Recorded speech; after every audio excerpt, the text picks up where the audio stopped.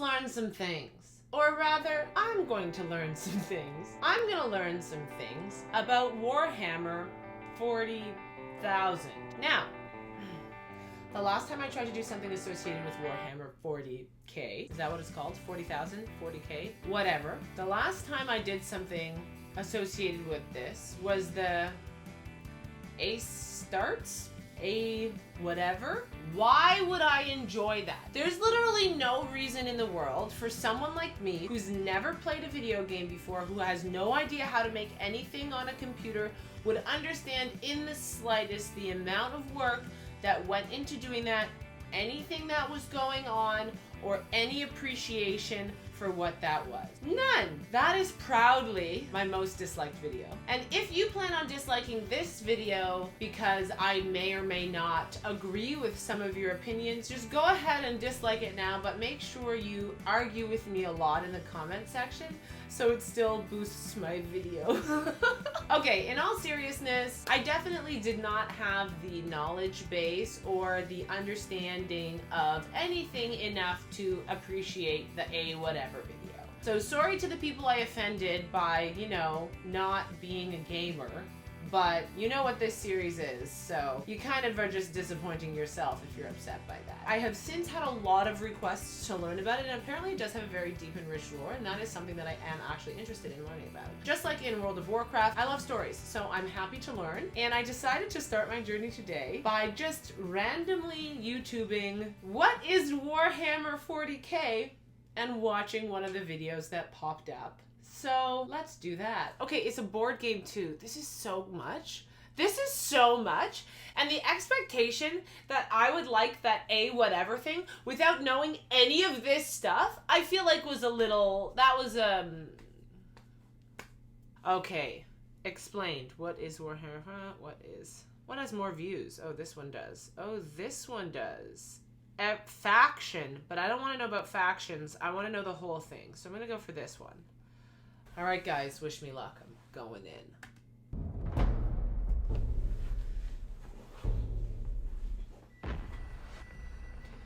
In the grim darkness of the far future, there is only war. Well, imagine there was also therapy. In times of doubt. What is this word? Okay. I shall keep faith.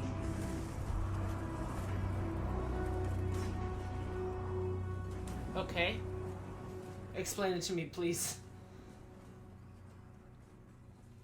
If you're watching this, then chances are you've been caught up amid the renaissance of a universe known as Warhammer 40,000. Have I? Or you've seen it on my channel, but maybe you never heard of this 40k or Warhammer before. 40k. What the hell is it? Yeah, that's my question. Today, What the I'm hell hoping is it? to answer that for you. Thank you. Now, I've been immersed in Warhammer 40,000 across a period now of some 20 years.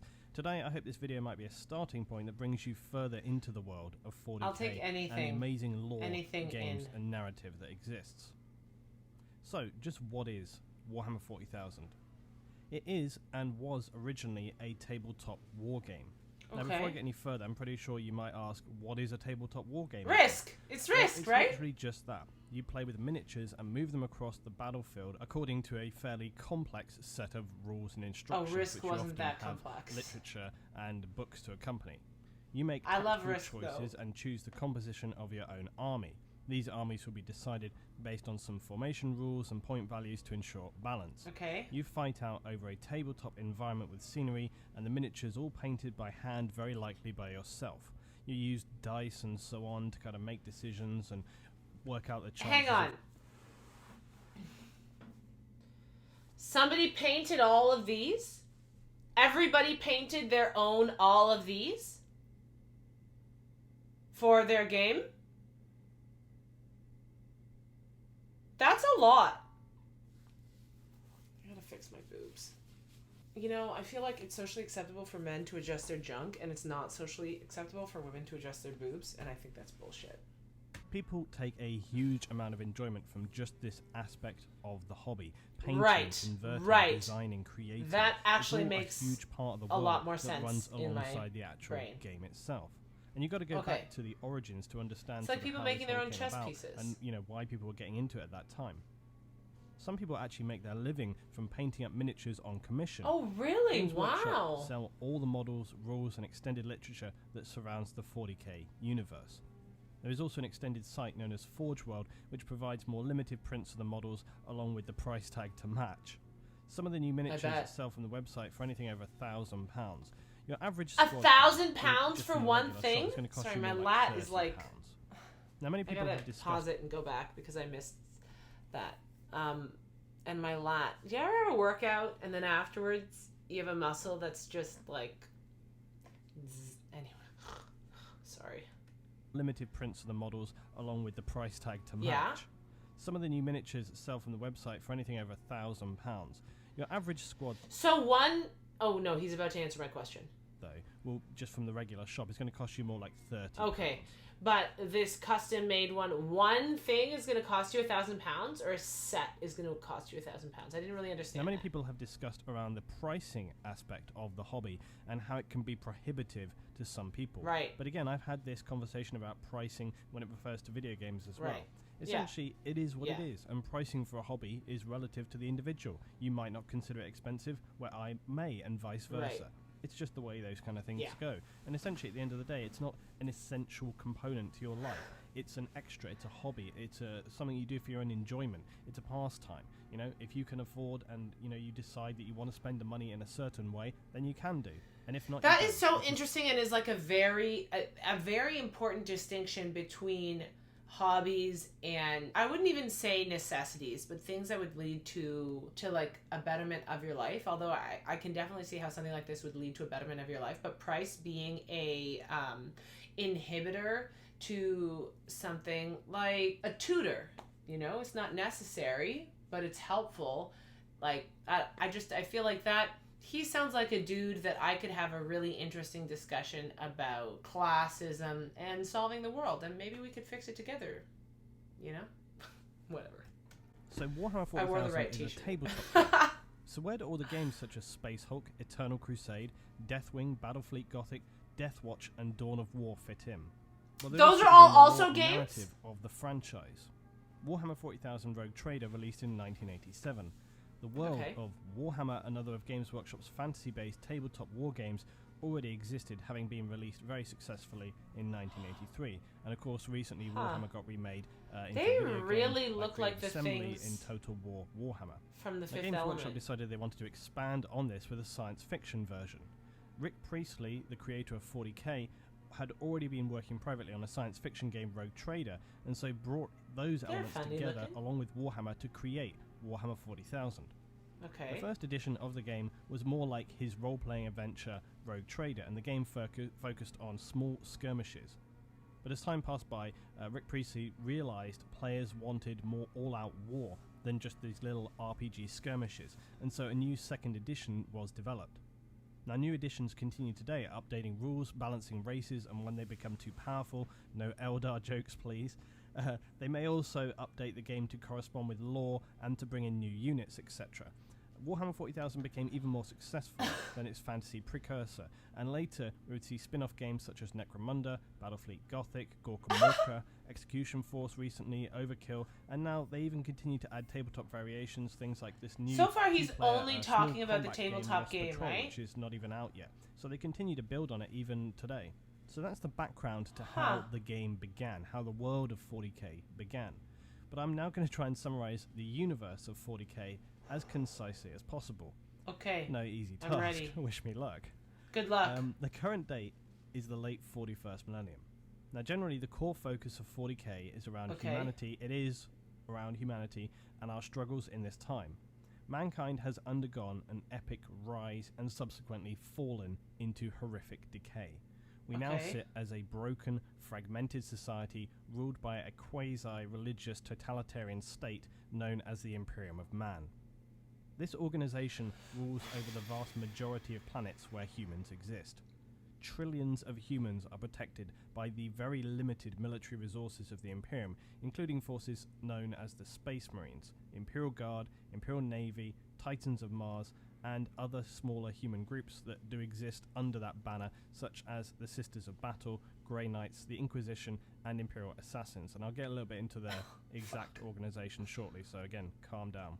They all come under the banner of the Emperor, who is... I'm so happy he said that because I was not calm. I was losing my... Any kind of calm that I had, I was losing it. I am so confused, and we're 6 minutes in. Like, if I was by myself, I would start it again and just watch it again.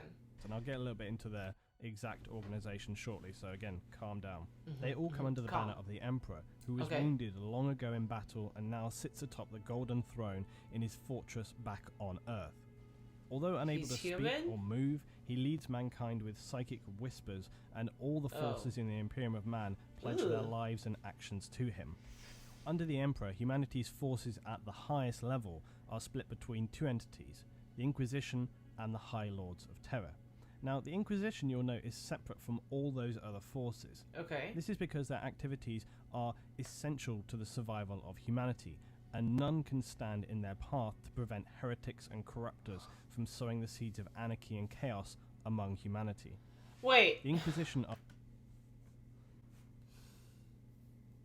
I'm going to rewind. I'll cut it out.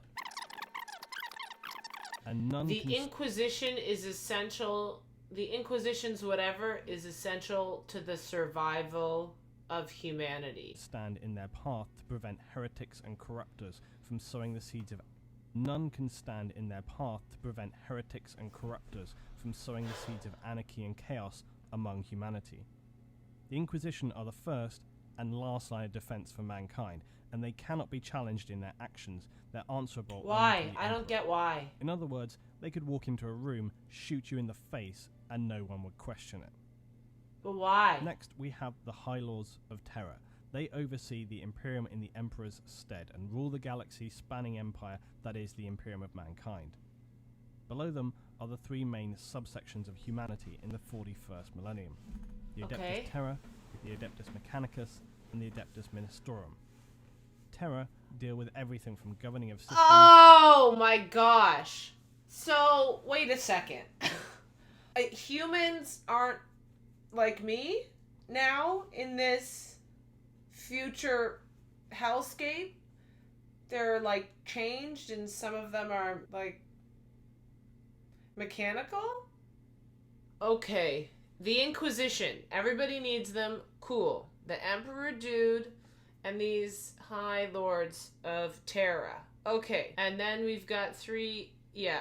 Okay, I don't know what any of these words mean, but I'm just trying to... Okay, these don't even look like English words, they're just symbols, and I'm just trying to...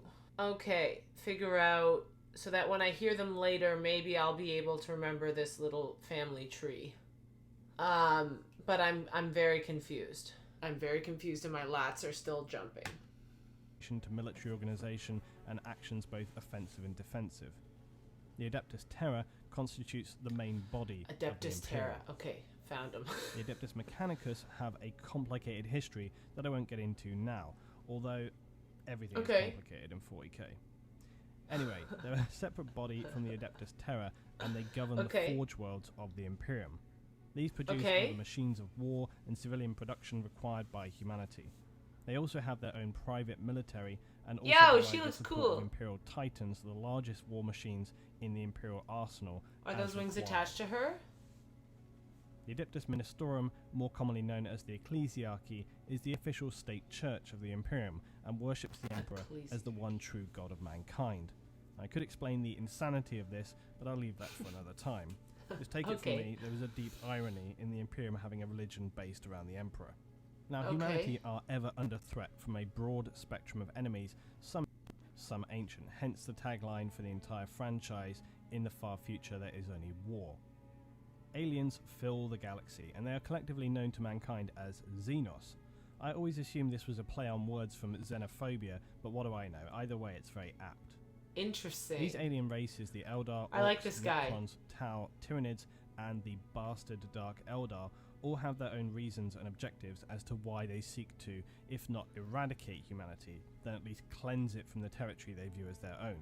This forms the primary focus of war throughout the galaxy, the races and factions all battling for reasons and control of resources and regions.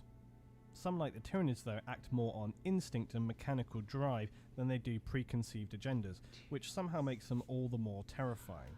There is one force, though, which humanity fears above all of these Xenos.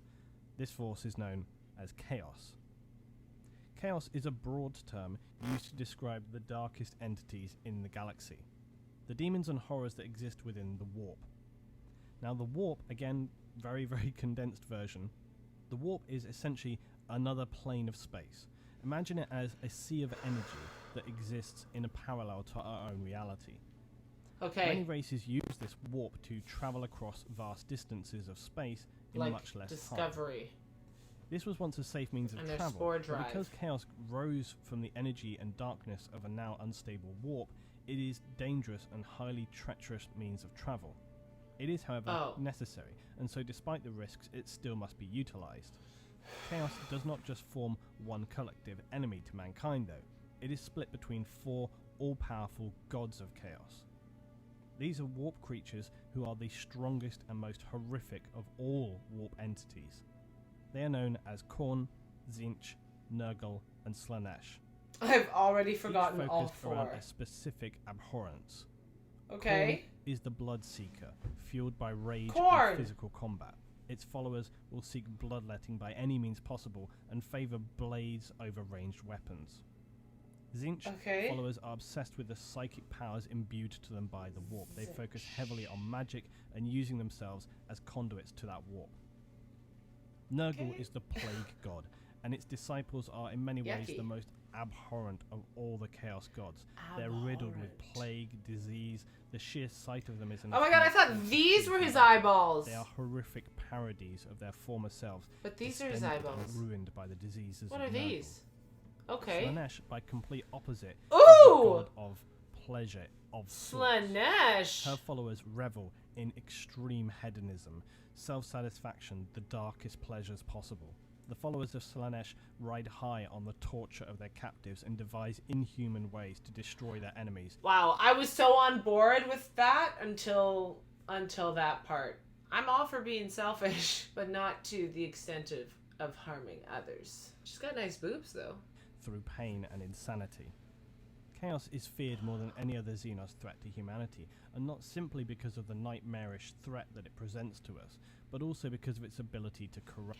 So far, I feel like... I mean, I'm going to finish this. I don't know if this is a boring video for you guys, but so far I feel like this is not a series, a game, whatever, a universe, is that the right way to say it? That I'm going to really get into the same way I got into World of Warcraft, because so far, there's no protagonist. And in the World of Warcraft lore video I watched, there wasn't a protagonist really there either, and I had watched trailers before, so maybe that's why. So I guess I am hoping that there are trailers with characters that I will fall in love with for this game, and that is your mission, to tell me what a good trailer with characters and story that I will fall in love with would be. All the other races that the Imperium wages war against are simpler in many ways than Chaos, because they are a clearer enemy. They stand ready to be fought and destroyed, and that's often about as complex as it needs to be. Okay. But Chaos is insidious. It corrupts the minds of men. It turns Space Marine brothers against one another. Those who were once believed to be untaintable guardians of humanity are the most tragic victims of Chaos. Okay. You will hear often in 40k about an event known as the Horus Heresy. This was a nightmarish civil war against the most powerful defenders of humanity, the Space Marines. At their height of power, Chaos corrupted. Powerful defenders of humanity, the Space Marines. I thought the Inquisition were the big defender people. I'm confused. Corrupted a leader of a Space Marine legion. He was known as Horus. He was also the war master of all Space Marine legions at the time. He then proceeded to infect other legions without dealing catastrophic losses to mankind. Infect? Now here I will briefly mention... Giles! Infect? I couldn't help it. ...about the Emperor. He, as I stated, is humanity's exalted leader and resides on the Golden Throne back on Earth. Right. To find out more Yes. about the Emperor, Chaos, and Yes, the yes, Heresy, yes. you should watch my other video, which talks in detail about the rise and fall of mankind, from its beginning through to the 41st millennium. I Which can't. I hopefully will remember to link on screen right now. Humanity in the 41st millennium is not a glorious and advanced race among the galaxy. We are not a beacon of hope. Mankind We're is an not? extremely powerful, yet tattered, decaying empire, which was once the most powerful force, but through disaster, suppression of information, and the spread of a ridiculous new religion, the Imperium of Man is a shadow of its former strength. Bummer. New technological advances are rarely made, and keeping things simply operational is the daily routine. Because of humanity's weakened state after losing legions of space marines to the darkness of chaos, we are now only able to keep our borders in check. Despite retaining some of the most powerful warriors and weapons in the galaxy, worlds are regularly still lost to natural disaster, Xenos attack, and often by the time defense support reaches some outer planets, on arrival they will only find burning Do remains we know these guys' of a once names? Do beautiful these guys and have productive names? imperial world. As if humanity wasn't weak enough, bureaucracy and squabbling between factions and orders in the Imperium hamstrings any real progress or renewal. Come on, people. All the while, dangers from Xenos continue to grow.